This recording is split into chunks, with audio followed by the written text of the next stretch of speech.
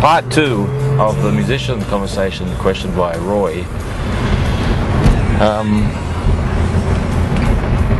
It's the space. It's the concept of space. And so I'm like writing some things on this when I go out and teach, and I'm preparing a kind of a class on this. And I've got lots of examples to explain space. But I think the easiest one is think about when you're with someone that you like. You're at a party, and you want to go and sit quietly. So you go and find the room that no one's in, and you're chatting together, and you're having this great conversation. And then everybody else finds you, and all of a sudden that space is changed. And now there's 50 people in there, and you can't hear a word your friend's saying. And then you have to go out on the balcony or the veranda and start again.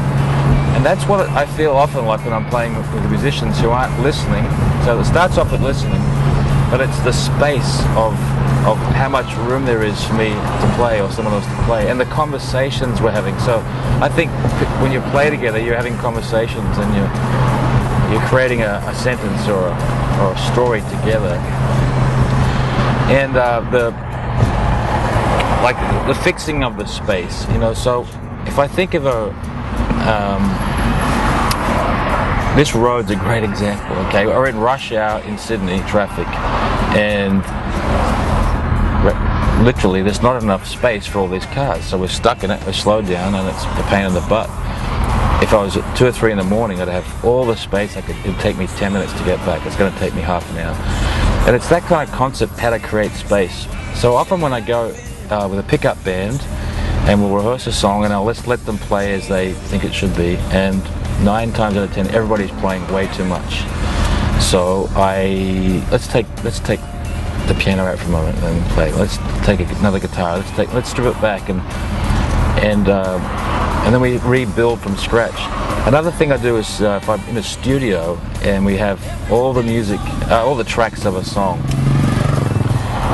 and I say to the guitar player, it doesn't matter what it is, any instrument, everybody does the same thing.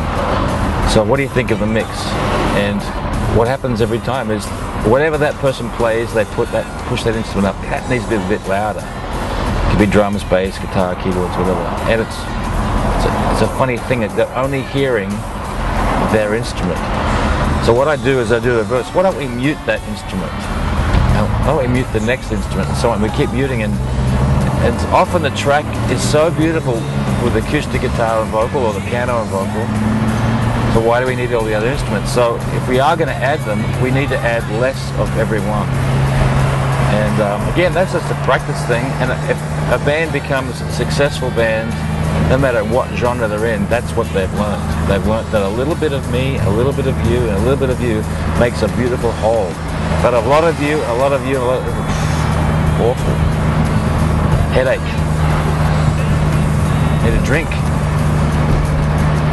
Anyway, that's my theory.